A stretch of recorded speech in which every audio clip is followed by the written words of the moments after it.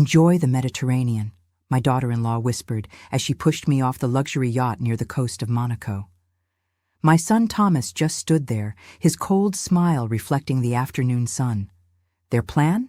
Steal my $4.2 billion fortune built from my late husband's pharmaceutical empire. But when they returned to our villa in Nice that evening, I was sitting in the library with champagne and a very special surprise waiting for them. Let me take you back to how a perfect Wednesday morning in the French Riviera turned into my attempted murder. At 69, I believed family still meant something sacred. The morning began with Thomas calling me personally, unusual since he always sent texts through his assistant. "Mother, we want to celebrate your recovery," he said warmly. Just the three of us on the new yacht, like a real family. I'd been recovering from knee surgery for 8 weeks, desperate for connection since my husband Philippe died 3 years ago. I dressed carefully that morning in my white linen dress, the one Philippe said made me look timeless, and took a private car to Port Hercules. The yacht was magnificent, 50 meters of Italian engineering that probably cost more than a small hotel. Thomas greeted me with a theatrical hug, while his wife Isabella watched from the deck, her smile sharp as a knife's edge. "Isn't she stunning?" Thomas gestured proudly. "We're planning to sail to Corsica next month." What he didn't mention was that they'd purchased it with the $4 million I'd given them last year for Thomas's investment consulting firm. Money I suspected never saw any legitimate business. The first hour felt pleasant. We sailed into calm turquoise waters, the Monaco skyline shrinking behind us. Isabella served bellinis and discussed their plans to renovate the Nice villa, my villa, which I'd transferred to them after Philippe's death, thinking downsizing to my Paris apartment would be simpler. Then Thomas started asking questions about my will, about the trust structures, about simplifying things for their future. "Probate in France can be nightmarishly complicated, Mother," Thomas said, refilling my champagne glass too enthusiastically. "We just want everything properly arranged." That's when I noticed Isabella filming me with her phone.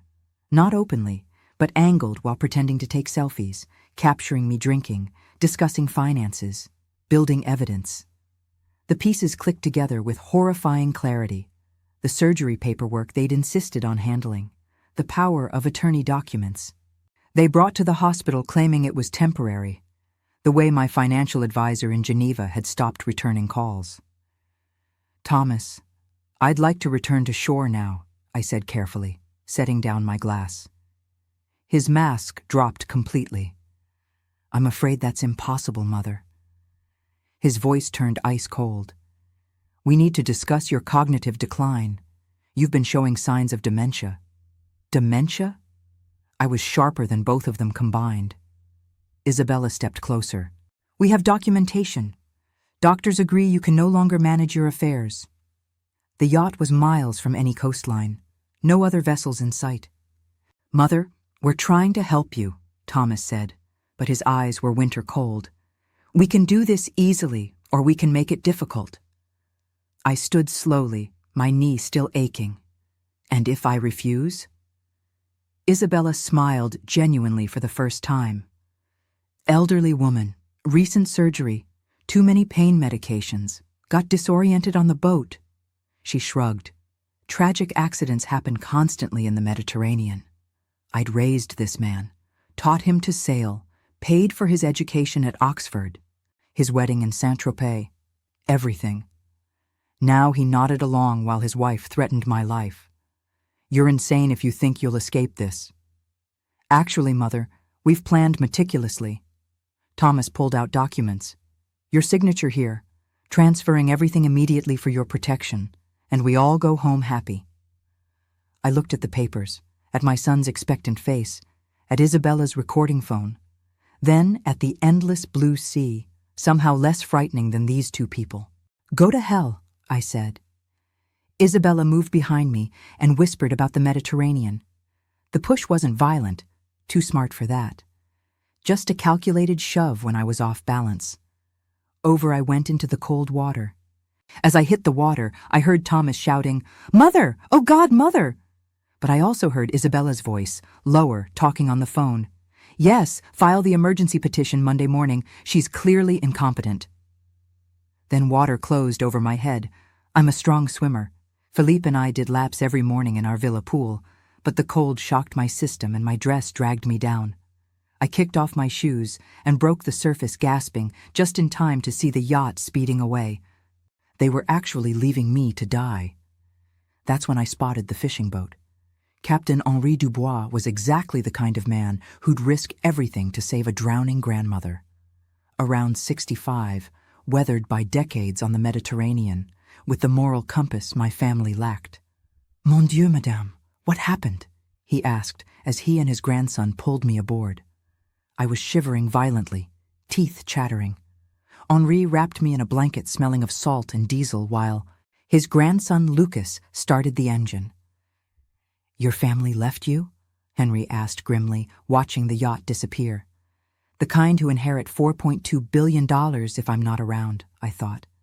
Please don't alert the Coast Guard yet, I grabbed Henri's arm. Don't let them know you found me. Henri studied my face with eyes that had seen enough of life to recognize desperation. You're in trouble?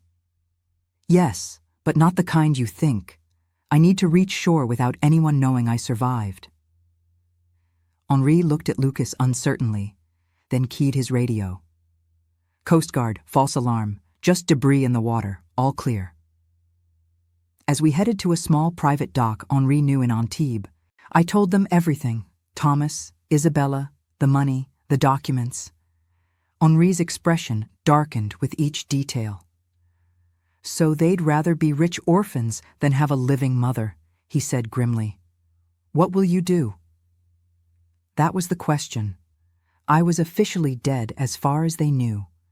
They'd report me missing, play the grieving family, execute their legal plans. But being dead gives you options. I'm going to let them think they won, I said, surprised by my calm voice. Then I'm going to destroy them. Henri grinned. Now that sounds like a plan worth helping with. He took me to Madame Rousseau, who ran a discreet guest house in the hills above Antibes. No questions, cash only. She didn't blink when Henry explained I needed to stay off the books. That evening, while Thomas and Isabella filed police reports about their tragically missing mother, I sat in Madame Rousseau's kitchen planning their downfall. Henri agreed to be my eyes and ears. His fishing boat legitimately operated around Monaco's marina, where Thomas kept the yacht. He could monitor their movements, listen to conversations, investigate. Here's what puzzles me, I said, sipping strong coffee. How did they plan to make this legal? Even with an accidental death, there are investigations. They must have someone inside, Henri agreed. Someone powerful. I made a list of everyone with access to my financial information since Philippe died. My lawyer in Paris, my accountant in Geneva, my private banker in Zurich, the trust officers in Luxembourg. Someone had been feeding Thomas and Isabella information. But first, I needed to know their story about my disappearance. Even with an accidental death, there are investigations. They must have someone inside, Henri agreed. Someone powerful. I made a list of everyone with access to my financial information since Philippe died. My lawyer in Paris, my accountant in Geneva, my private banker in Zurich, the trust officers in Luxembourg. Someone had been feeding Thomas and Isabella information. But first, I needed to know their story about my disappearance. Madame Rousseau had an old computer, and I spent hours reading news reports about the tragic boating accident that claimed pharmaceutical heiress Catherine Beaumont's life. Articles painted me as confused, declining mentally. Thomas was quoted extensively about my memory issues. Isabella had sobbed to reporters about worrying for my safety. They even included a photo from Thomas's birthday last year where I looked bewildered because they hadn't told me it was a surprise party. The obituary was already published. Catherine Beaumont, beloved mother, passed away in a tragic accident while enjoying time with her devoted family. In lieu of flowers, donations to the Alzheimer's Foundation. Even in death, they spun the dementia narrative. Bastards, I muttered. The funeral was surprisingly well attended. I watched from across the cemetery through binoculars Henri borrowed, hidden behind a maintenance building with a perfect view. Thomas had spared no expense. Premium casket, empty of course, elaborate flowers, professional programs. He and Isabella stood graveside in coordinated black, accepting condolences. What struck me was how genuinely sad some mourners looked. My neighbor from Nice was crying. My book club friends had come. Even Dr. Laurent, who handled my knee surgery, looked somber. "See anything interesting?" Henri whispered beside me. "Look at who's not there. My financial advisor from Geneva, my lawyer from Paris, my accountant." I lowered the binoculars. The people who'd normally attend a $4.2 billion client's funeral are nowhere to be seen. Maybe they're busy with estate matters? Or maybe they can't look people in the eye while being part of this scheme. That night, I made a decision. I need to get into the villa in Nice. That night, Henri dropped me 3 blocks from my former villa in Nice. The house where I'd lived with Philippe for 40 years, raised Thomas, hosted countless garden parties. I still had my key. Thomas never asked for it back. I slipped through the back entrance like a criminal in my own home. The house felt wrong. The living room had new furniture, expensive pieces, a leather sofa costing more than most cars. In the kitchen, the refrigerator was stocked with fresh gourmet food, suggesting regular occupancy. But Philippe's old study was where I found what I needed. The desk was covered with documents, a detailed timeline they called Project Catherine. My own name as a code word for my elimination. I photographed everything with a disposable camera Henri gave me, hands shaking with rage. They'd been planning this for over a year, documenting my supposed mental deterioration. The birthday party photo, they'd deliberately not told me it was a surprise. A medication mix-up 3 months ago that landed me in emergency. They'd switched my prescription bottles. Every confused moment had been orchestrated. But the most chilling document was a letter signed only as MT, their co-conspirator. Timeline needs acceleration. Catherine's asking too many questions about the power of attorney. Recommend Phase 3 within 2 weeks. Phase 3 was my death.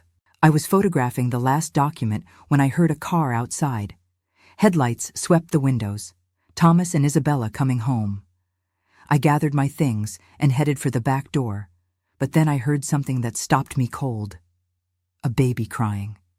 There was a baby in my former home. They'd never mentioned having a child. This changed everything. I slipped out, and Henri picked me up at the corner. "There's a baby," I told him, still shaking. "They're hiding a baby." Over the following weeks, with Henri's help and a private investigator Madame Rousseau recommended, we uncovered the truth. Thomas and Isabella had purchased a baby through an illegal surrogacy network run by someone called Miranda Torres, MT. The birth mother, a 16-year-old Romanian girl named Elena, had died during delivery under suspicious circumstances. They planned to use the baby as their legitimate heir to my fortune. But they'd made one critical mistake. They underestimated a mother's love and a grandmother's fury. When I finally confronted them, alive, with evidence, recordings, and Interpol agents surrounding the villa, Thomas collapsed. Isabella tried to run. Miranda Torres's entire network was dismantled. 17 people arrested across 4 countries. Thomas and Isabella got 25 years each. I legally adopted baby Philippe, named after his grandfather, with Elena's family's blessing. Today, at 74, I watch my grandson play in the Nice villa's garden. He knows his birth mother was a brave girl named Elena. He knows that family isn't about blood or money. It's about love, protection, and doing what's right. And he knows his grandmother came back from the dead to save him. That's the family we choose to be.